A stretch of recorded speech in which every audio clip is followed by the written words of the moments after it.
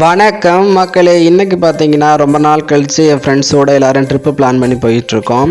எங்கே பிளான் பண்ணி போயிட்டுருக்கோன்னு பார்த்தீங்கன்னா ராமேஸ்வரம் போகலான்னு சொல்லிட்டு போயிட்டுருக்கோம். ஏன்னா பக்கத்தில் ராமேஸ்வரம் இருக்குது, சரி வேறு ரொம்ப தூரம் போக முடியாதுன்னு சொல்லிட்டு ராமேஸ்வரம் ட்ரிப்பு பிளான் பண்ணி போயிட்டுருக்கோம்.